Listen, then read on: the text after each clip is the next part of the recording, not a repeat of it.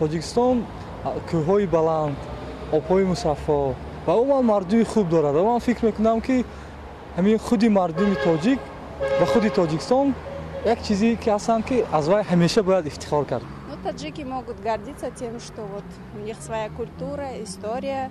Барудакиш ба ҳамин олимош ва миллати тоҷик ороием. Табиати бештосо дорад ва аз он ҷумла кӯҳҳои зебо дорад. Фахр дорад ки тамаддуни бузург дорад, гузаштаи бузург дорад, олимои бузург дорад. Бо олимои дунё ба олимои тоҷик ифтихор мекунем. Масалан, Абу Али Сино, Умар Хайюм чӣ ифтихор накунем мо? Ну, этот флаг наш самый большой в мире, да, как бы. Это впечатляет, и, ну, отличаемся этим. И еще новую библиотеку открыли. Таджики – это очень самый гостеприимный народ, я так считаю. Во-первых, я была и в Америке, и в Швеции побыла, и в Турции, и все равно, как наши таджики принимают гостей, как относятся к своим братьям, к своим сестрам, как к своим родителям, я такого не видела за рубежом. Байрақ мо, давлат мо, президент ҷумҳурии мо ки мо фахр мекунем ба ӯ. Ман пеш аз ҳама ба ҳамун захираи оби бузургаш, масалан захираи энергетикӣ имрӯз 60% Осиёи Марказӣ ташкил медиҳад. Ин ҳам дар минтақа мисол Берун Атурсиян як обрӯи нуфузи хуб дорад. Флагшток.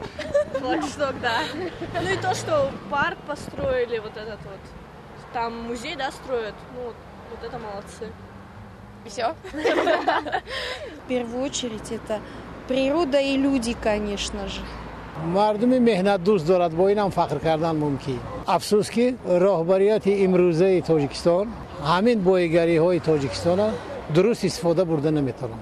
Ба ҳамин хеле одамои тақсим кардагӣ, ба хештаборо, ба ҳамшаҳриҳо, ба ҳамино тақсим кардагӣ заводу фабрикаҳоя додагӣ ки ва ё на худашон истифода бурда метавонанд, на метавонанд ки мардуми дигар кор кунаду ҳам худаш аз кор таъмин бошад, ҳам дигароя аз кор истифода баранд.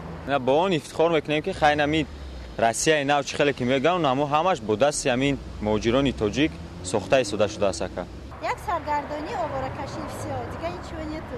Ну, мы гордимся том, что у нас есть... Что есть у нас? Гордимся нашей нацией, нашей страной. То, что она у нас такая небольшая, но светлая, добрая и гостеприимная. Что еще сказать? Мы процветающая страна. У нас еще все впереди.